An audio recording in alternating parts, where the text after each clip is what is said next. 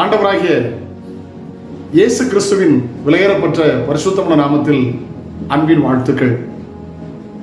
இந்த காலையில் உங்களை சந்திப்பதில் மகிழ்ச்சி அடைகிறது. நாள் உங்களுக்கு ஆசீர்வாதமாக இருக்கும்.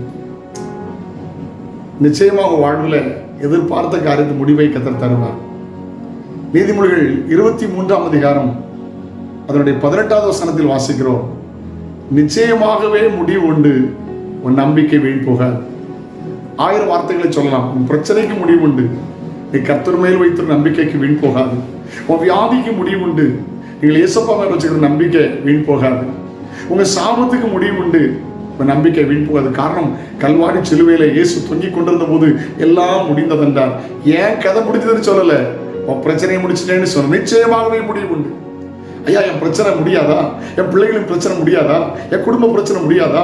என் அவமானம் முடியாதா? என் தரித்திரம் முடியாதா? என் சாபம் முடியாதான்னு யோசிக்கிறீர்களோ? இயேசு உயிரோடு இருக்கிறார். கல்வாரி சிலுவையில இயேசு மரித்தார். எதற்காக தெரியுமா? எல்லாவற்றுக்கும் முடிவை கொண்டு வர முடியாது. நிச்சயமாகவே முடிவு உண்டு, நம்பிக்கை வீண் போகாது. 1863 அமெரிக்காவில் முதல் முறையா கருப்பின ஜனாதிபதி ஆபிரகாம் லிங்கன் கிட்டத்தட்ட 2.5 லட்சம் ஜனங்களை அவங்க முதலாளிகிட்ட இருந்து அடிமைத்தனத்திலிருந்து விடுதலையாக்கி அவங்க விடுதலை கொடுத்தார். ஆனாலும் சரிவர விடுதலை இல்லை. அது போய்கொண்டே இருந்தது. ஆனால் சரியாய் 100 வருஷத்தில் கிட்டத்தட்ட லட்சக்கணக்கான ஜனங்கள் மத்தியில் நின்று ஒரு தேவ ஊழியர் பிரசங்கம் பண்ணினார். அது சரித்திரத்தில் இன்றைக்கு வரையும் இடம்பெற்றதாய் மாறிவிட்டது. கர்த்தருக்கு ஸ்தோத்திரம். அவர் மார்ட்டின் லூத்தர் கிங் என்கிற ஒரு போதகர் பிரசங்கித்தார். அன்னைக்கு சரியா 100 வருஷத்துல 1963 பிரசங்கம் பண்ணார்.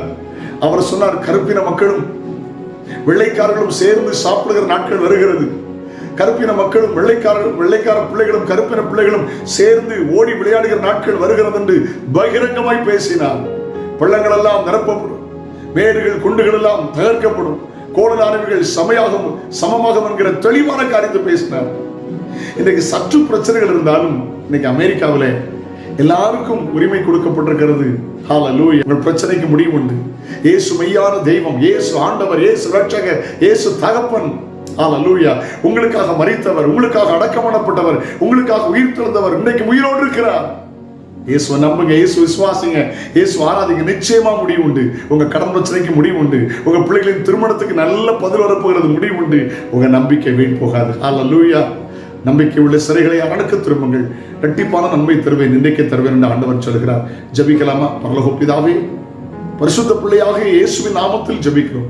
எனக்கு முடிவில்லையோ என்று கலங்கி போயிருக்கிற பிள்ளைகள் வாழ்வில் நல் முடிவை கட்டளையிடும். நன்மை கிருபை தொடரட்டும். இயேசுவின் நாமத்தில் ஜெபம் கேளும் பிதாவே. ஆமென், ஆமென், ஆமென். நாளை உங்களை சந்திக்கிறேன். அது ஒரு ஆண்டுடைய கிருபை உங்களை தாங்கட்டும். God bless you. Have a nice day.